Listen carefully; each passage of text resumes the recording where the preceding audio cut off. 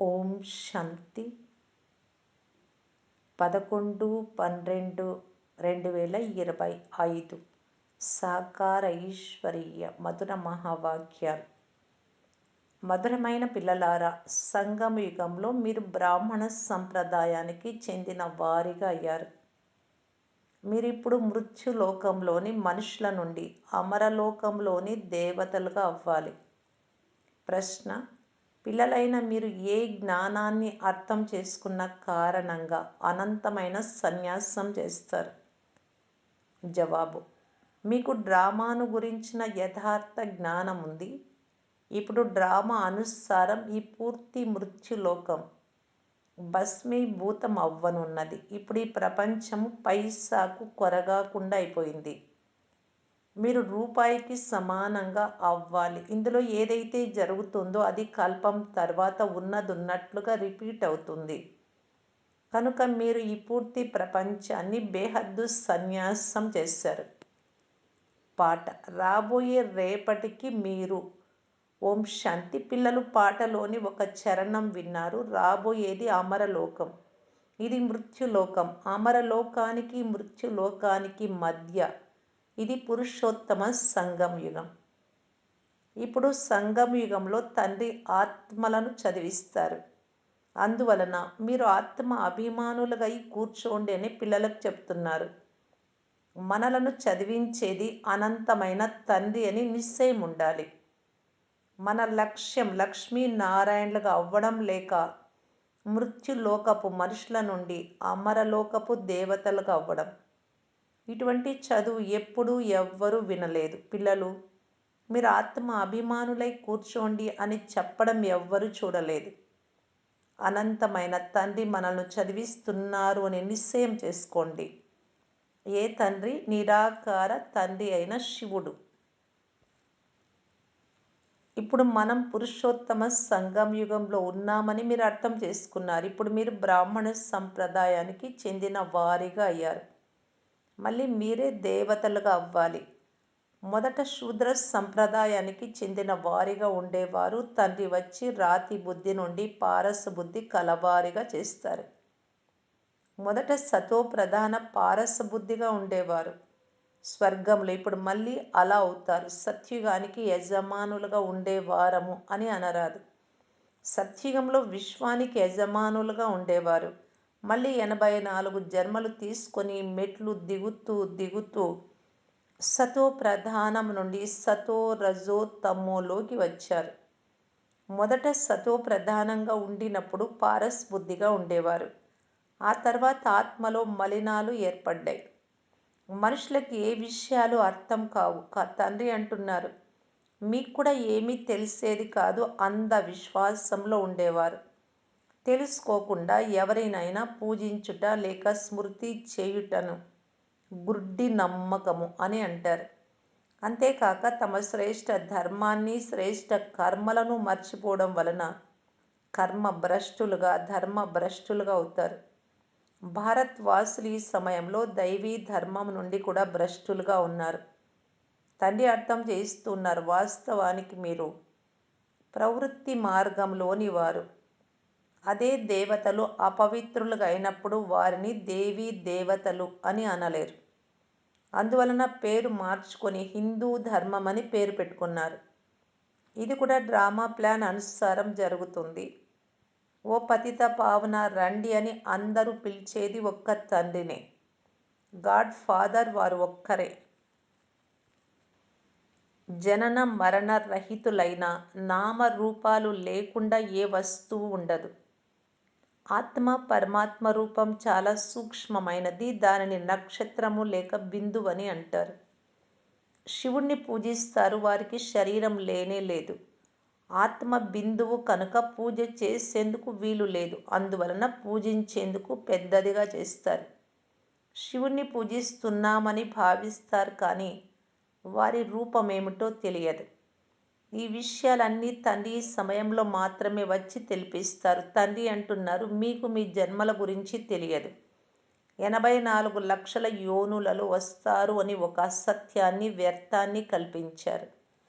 ఇప్పుడు ఆ తండ్రి కూర్చొని పిల్లలైన మీకు అర్థం చేయిస్తున్నారు. ఇప్పుడు మీరు బ్రాహ్మణులుగా అయ్యారు, తర్వాత మళ్ళీ దేవతలుగా తయారవ్వాలి. కలియుగంలోని మనుష్యులు శూద్రులు. బ్రాహ్మణులైన మీ లక్ష్యం మనుషుల నుండి దేవతలుగా అవ్వడం. ఈ మృత్యులోకం పతిత ప్రపంచం. ఎక్కడైతే దేవీ దేవతలు రాజ్య పాలన చేసేవారో అది నూతన ప్రపంచం. అప్పుడు ఒకే రాజ్యం ఉండేది, మీరు విశ్వం అంతటికి యజమానులుగా ఉండేవారు. ఇప్పుడు ఇది తమో ప్రధాన ప్రపంచం. అనేక ధర్మాలు ఉన్నాయి. ఈ దేవీ దేవత ధర్మం ప్రాయలోపమైపోయింది. దేవీ దేవతల రాజ్యం ఎప్పుడు ఉండేదో, ఎంతకాలం జరిగిందో ఈ ప్రపంచ చరిత్ర భూగోళము ఎవ్వరికీ తెలియదు. ఆ తండ్రే వచ్చి మీకు తెలియజేస్తూ ఉన్నారు. ఇది గాడ్ ఫాదర్ స్థాపించిన విశ్వవిద్యాలయం. దీని లక్ష్యం అమరలోకంలోని దేవతలుగా తయారు చేయడం. దీనిని అమర్ కథ అని కూడా అంటారు. ఈ జ్ఞానం ద్వారా మీరు దేవతలుగా అయి మృత్యుపై విజయం పొందుతారు. అక్కడ ఎప్పుడు మృత్యువు కబలించదు. స్వర్గంలో అక్కడ మరణము అనే పదమే ఉండదు. డ్రామా ప్లాన్ అనుసారం ఇప్పుడు మీరు మృత్యుపై విజయం పొందుతున్నారు. భారత్ వాసులు కూడా పంచవర్ష ప్రణాళికలు, దశవర్ష ప్రణాళికలు తయారు చేస్తారు కదా. రామరాజ్య స్థాపన చేస్తున్నాము అని భావిస్తారు. రామరాజ్యాన్ని తయారు చేసేందుకు బేహద్దు తండ్రికి ప్లాన్ కూడా ఉంది. మిగతా వారంతా మనుష్యులు రామరాజ్య స్థాపన చేయలేరు. రామరాజ్యం అని సత్యుగాన్ని అంటారు. ఈ విషయాలు ఎవ్వరికీ తెలియవు. మనుషులు ఎంతో భక్తి చేస్తారు, శారీరక యాత్రలు చేస్తారు. పగలు అనగా సత్యత్రేతాయుగాలలో ఈ దేవీ దేవతల రాజ్యం ఉండేది. తర్వాత మళ్ళీ రాత్రి అనగా భక్తి మార్గం ప్రారంభమవుతుంది. సత్యుగంలో భక్తి ఉండదు. జ్ఞానము, భక్తి, వైరాగ్యాల గురించి తండ్రి అర్థం చేయిస్తున్నారు. వైరాగ్యం రెండు రకాలు. ఒకటి హఠయోగము, నివృత్తి మార్గం వారికి చెందినది. వారు ఇల్లు వాకిళ్ళు వదిలి అడవులకు వెళ్ళిపోతారు. ఇప్పుడు మీరు ఈ మృత్యులోకమంతటిని అనంతంగా సన్యసించాలి. తండ్రి అంటున్నారు, ఈ ప్రపంచమంతా భస్మీభూతమైపోతుంది. డ్రామాను చాలా మంచి రీతిగా అర్థం చేసుకోవాలి. ఈ డ్రామా పేను వలె టిక్ టిక్ అని నెమ్మదిగా జరుగుతూ ఉంటుంది. ఇప్పుడు ఏమేం జరుగుతుందో మళ్ళీ కల్పం 5000 సంవత్సరాల తర్వాత ఉన్నది ఉన్నట్లు రిపీట్ అవుతుంది.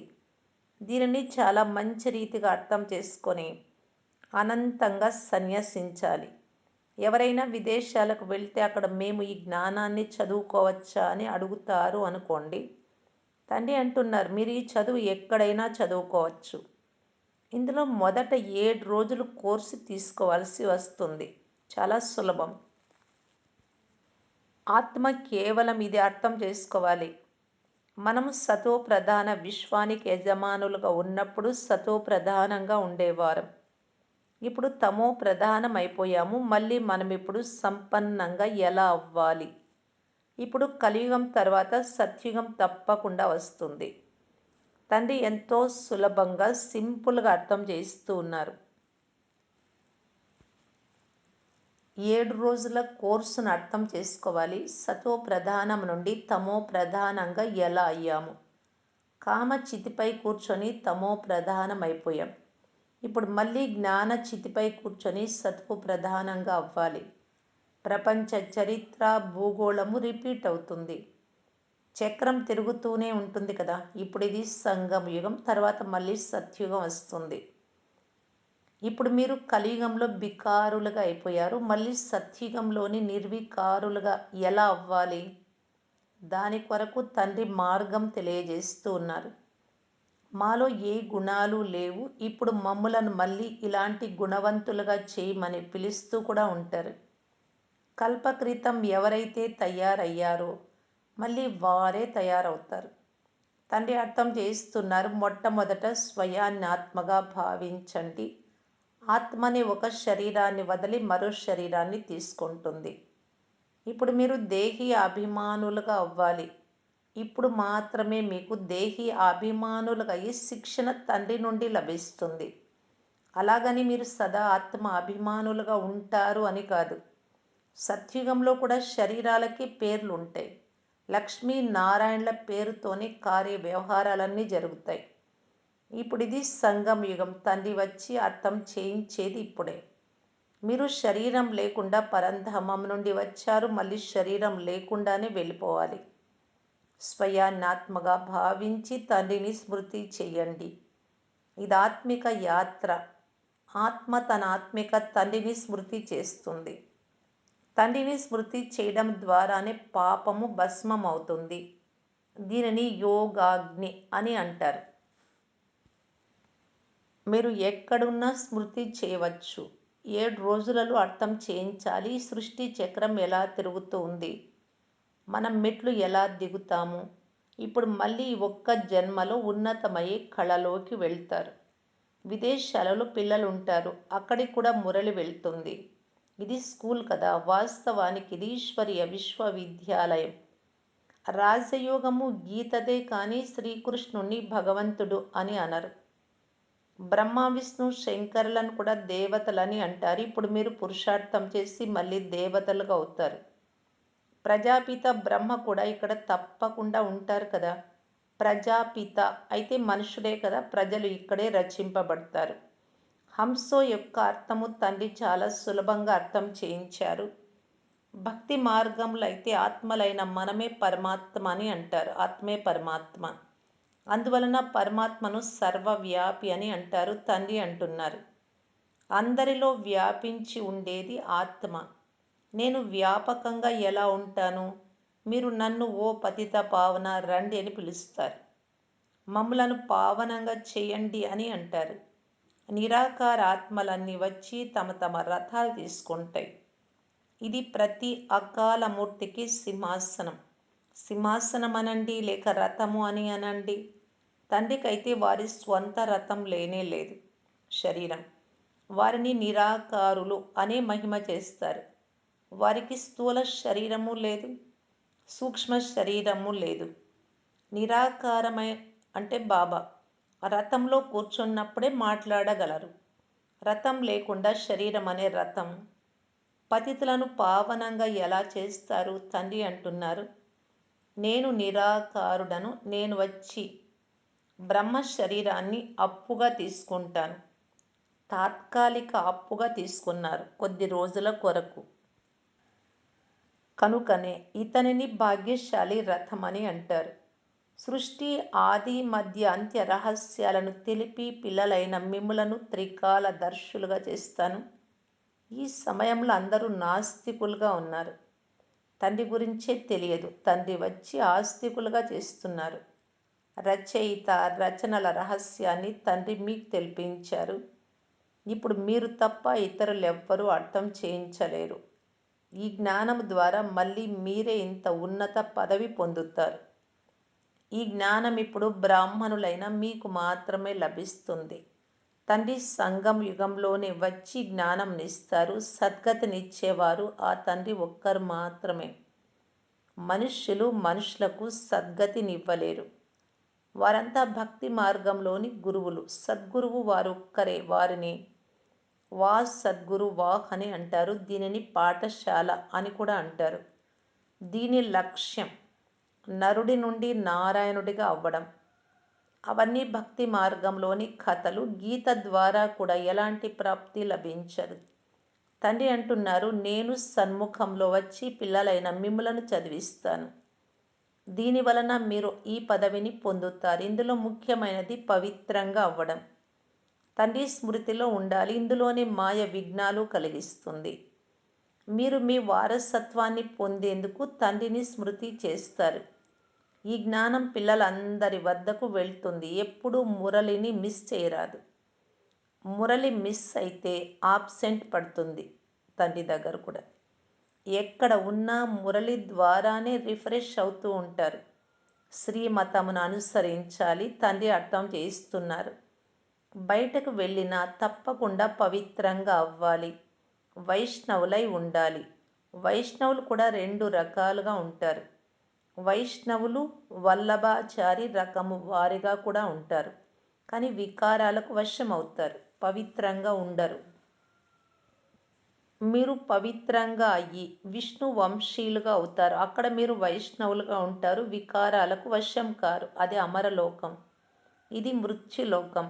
ఇక్కడ వికారాలకు వశం అవుతారు. ఇప్పుడు మీరు విష్ణుపురానికి వెళ్తూ ఉన్నారు.